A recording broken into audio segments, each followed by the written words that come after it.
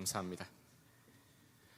기쁜 성탄절입니다. 우리 가정에 계신 분들 각자의 처소에서 옆에 혹시 함께 예배드리시는 분들이 계시다면 우리 메리 크리스마스 한번 인사하겠습니다. 메리 크리스마스. 이제 인사했으니까 선물 교환하자 이러시면 안 되고요.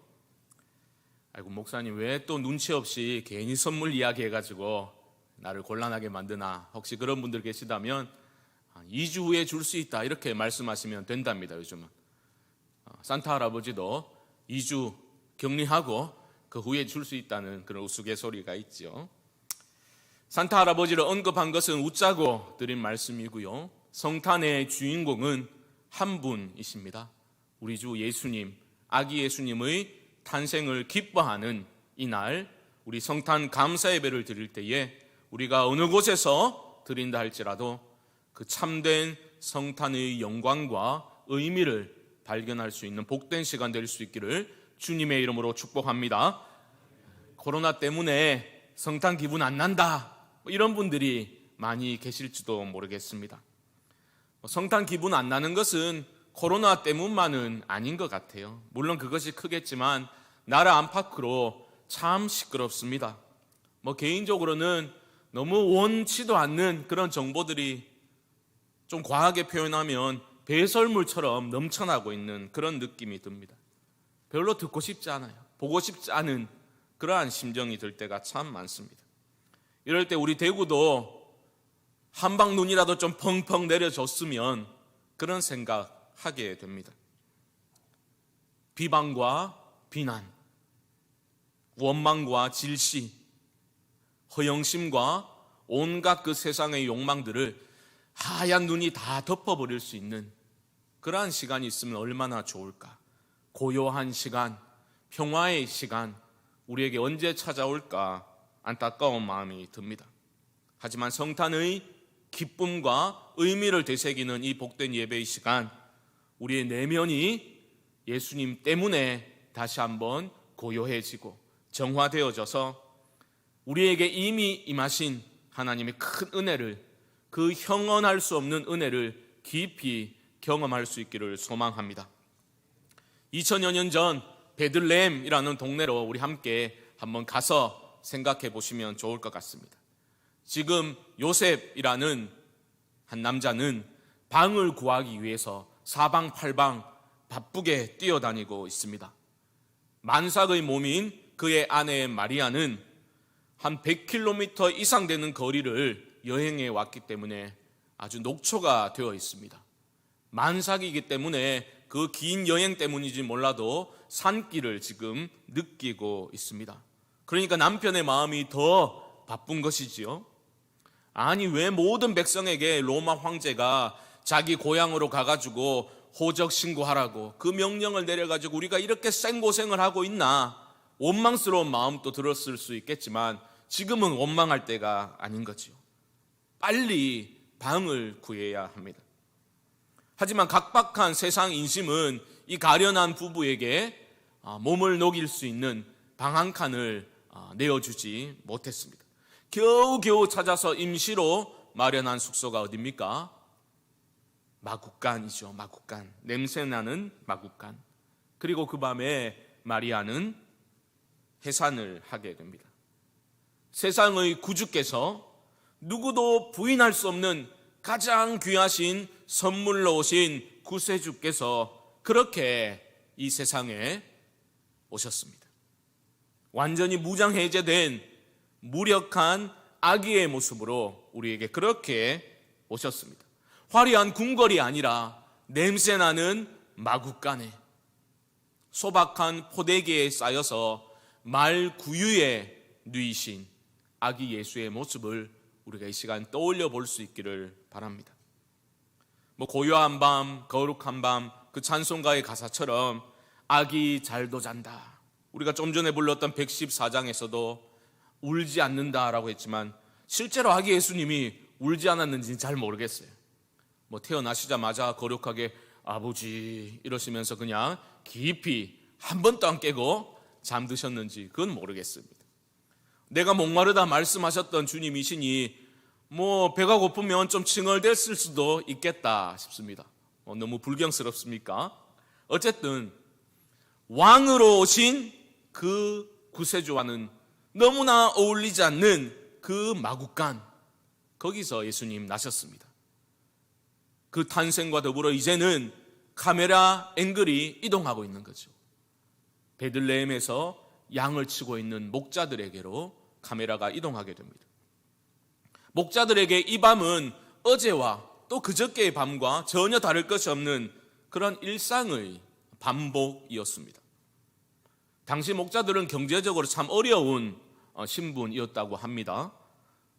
여러 가지 일들을 동시에 해야 하는 여러 잡들을 가지고 있는 그런 사람들도 많았다고 합니다. 그들은 먹고 살기 위해서 이 밤에 몰려오는 졸음을 이겨내면서 양떼를 지키고 있습니다. 그런데 한 번도 보지도 듣지도 못했던 일이 일어나 버렸습니다. 9절 말씀 보십시오. 주의 사자가 곁에 서고 주의 영광이 그들을 두루 비추매 크게 무서워하는지라. 강렬한 영광의 빛이 그들을 쫙 둘러 비추게 되고 천사가 곁에 서 있는 것을 그들이 보게 된 겁니다. 큰 영광, 도무지 경험해보지 못했던 그런 영광의 빛을 경험하게 되면 사람이 가장 먼저 느끼게 되는 것은 두려움입니다. 목자들은 두려웠습니다. 그래서 그 자리에 엎드려졌습니다. 그런데 목자들에게 두려움에 떨고 있는 그들에게 천사는 자상한 음성으로 이렇게 말을 합니다. 10절입니다. 무서워하지 말라. 보라, 내가 온 백성에게 미칠 큰 기쁨의 좋은 소식을 너희에게 전하노라. 굿뉴스를 내가 너희에게 전하고 있다. 겁내지 마라. 굿뉴스는 너희들에게만 굿뉴스가 아니라 온 백성에게 미칠 큰 기쁨의 소식이다. 그것을 너희에게 전하노라. 이렇게 말합니다. 굿뉴스의 내용이 무엇입니까? 11절에서 말하지요. 오늘 다윗의 동네에 너희를 위하여 구주가 나셨으니 곧 그리스도 주시니라. 온 백성을 구원하실 구세주가 오늘 탄생하셨다. 그것이 큰 기쁨의 좋은 소식입니다. 여기서 우리는 한 가지를 주목해서 보아야 한다. 제가 여러 번 말씀드렸지요. 성탄의 기쁜 소식을 가장 먼저 들었던 사람들이 누구입니까? 목자들입니다. 목자들. 이것부터가 벌써 세상의 논리를 뒤집은 사건이다. 성탄은 그런 사건이다라는 것을 보여주고 있지요. 가장 높은 자들에게, 가장 힘 있는 자들에게 먼저 그 소식이 전해지지 않았습니다. 더 충격적인 것은 이러한 놀라운 하나님의 구원의 역사, 하나님이 일하시는 방식을 이해하는 데 도움이 될 표적, 사인을 하나님이 주셨다라고 말하고 있는데 그 사인이라는 게 뭡니까? 12절 보시면 너희는 가서 강보에 쌓여 구유에 뉘어있는 아기를 보리니 이것이 너희에게 표적이니라. 이게 사인이라는 겁니다. 이런 이상한 표적이 어디 있습니까? 이런 비천한 모습이 어떻게 하나님의 그 위대한 구원의 역사를 미리 보여줄 수 있는 표적이 될 수 있다는 말입니까? 이것이 어떻게 큰 기쁨의 소식이 될 수 있다는 말입니까? 생각해 보십시오. 포대기에 쌓여가지고 마구간의 그 말밥통에, 말구유에 누운 구세주, 말구유에 누운 구세주라는 것이 모순 아닙니까? 그런데 14절을 보면 천군 천사들은 한술 더 떠서 이렇게 갑자기 찬양을 합니다. 지극히 높은 곳에서는 하나님께 영광이요 땅에서는 하나님이 기뻐하신 사람들 중에 평화로다. 우렁찬 찬양 소리가 퍼지고 있는 겁니다. 하나님의 영광, 하나님의 평화라는 주제로 하늘의 허다한 천군 천사들이 우렁차게 찬양하고 있는데 이 모습은 마구간 한 모퉁이에서 일어난 일과는 전혀 도무지 어울리지 않는 그러한 모습 아닙니까? 그 우렁찬 찬양 소리와 어떻게 그런 비천한 마구간의 모습이 어울릴 수 있다는 말입니까?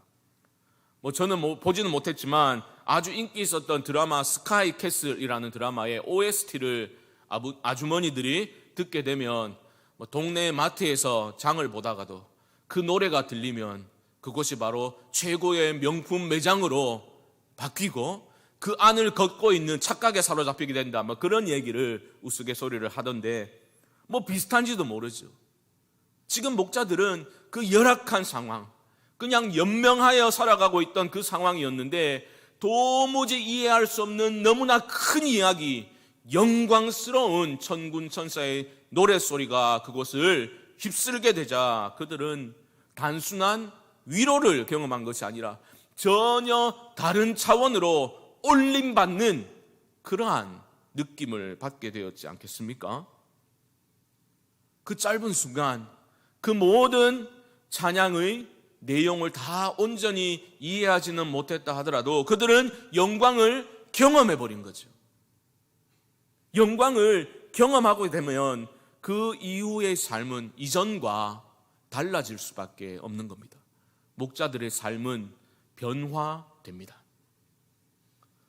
그 영광스러운 경험을 한 후에 그들은 서로를 재촉하면서 이렇게 말합니다. 15절 중반절 보시면 이제 베들레헴으로 가서 주께서 우리에게 알리신 바 이 이루어진 일을 보자 하고, 그들은 누가 먼저랄 것도 없이 차가운 밤 공기를 가르며 뛰기 시작했을 겁니다.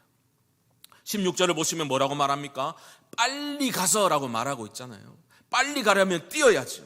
그들은 이 큰 기쁨의 좋은 소식을 들은 그 신비로운 체험이 사실이로구나라는 것을 확인하기 위해서 달려가고 있는 것입니다. 숨이 차도 상관이 없습니다. 그들은 계속해서 달리고 달려서 온 인류에게 주어진 가장 귀한 선물인 구주 예수 그리스도를 그들은 만나게 됩니다. 그 모여있는 사람들에게 우리가 이런 얘기를 천사들로부터 들었다고 놀라운 간증의 이야기를 들려주고 있습니다. 사람들이 그 이야기를 듣고 와, 정말 이 이야기가 사실인가? 어쩌면 반신반의 하면서 놀랐겠지만 19절 말씀 보시면 이렇게 말하지요. 마리아는 이 모든 말을 마음에 새기어 생각하니라. 마리아는 알고 있는 게 있잖아요. 하나님의 위대한 구원의 역사의 그 중요한 조각이 맞추어져 가고 있구나. 그 믿음이 여물어 가는 그러한 모습을 우리가 마리아를 통해서 볼 수 있는 것이죠. 사랑하는 성도 여러분, 이 시간 큰 기쁨의 좋은 소식을 듣고 마음이 설레었던 그 목자들의 마음을 우리가 좀 엿볼 수 있으면 좋겠습니다. 목자들은 이제 참된 영광이 무엇인지를 깨닫게 되었습니다. 여러분 생각해 보십시오. 세상의 관점에서 보자면 이 성탄의 사건은 영광과 아무 상관이 없죠. 영광과 너무나 거리가 멀죠. 영광이 아니라 수치와 치욕의 사건이 성탄 아닙니까? 생각해 보십시오. 떨어진 거잖아요. 군 장성이 비리에 연루되어 가지고 이등병으로 강등되어서 불명예 제대해버리면 어떻게 됩니까? 그것을 언론에서는 수치스러운 사건이라고 그렇게 보도를 하죠. 아니, 별 달고 있다가 이등병으로 강등되는 것도 수치라고 말하는데 생각해 보십시오.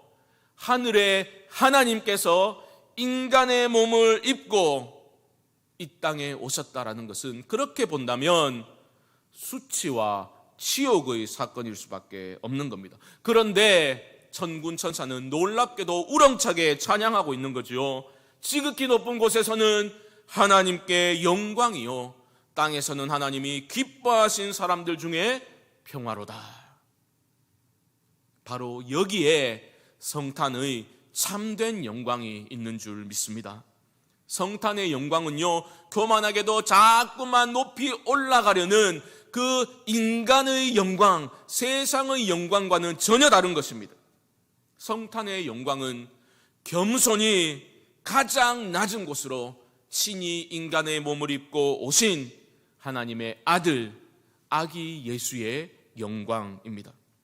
그렇기 때문에 포대기에 쌓여서 말구유에 누인 그 아기가 하나님의 영광의 표적이 될 수 있는 것입니다. 세상의 원리와 세상의 방식과 세상의 관점을 완전히 뒤집어버린 사건인 것입니다. 그러고 보면 우리 주님은 이 땅에 나실 때도 그러했고 돌아가실 때도 참으로 무기력한 모습이셨습니다. 오늘 본문에 나온 것처럼 아기의 모습으로, 가장 무력한 모습으로 이 땅에 오셨지요. 그리고 돌아가실 때도 십자가 위에서 그 어떤 능력도 발휘하시지 않은 채 가장 무력한 모습으로 저항하지 아니하고 그렇게 우리 주님 돌아가셨습니다.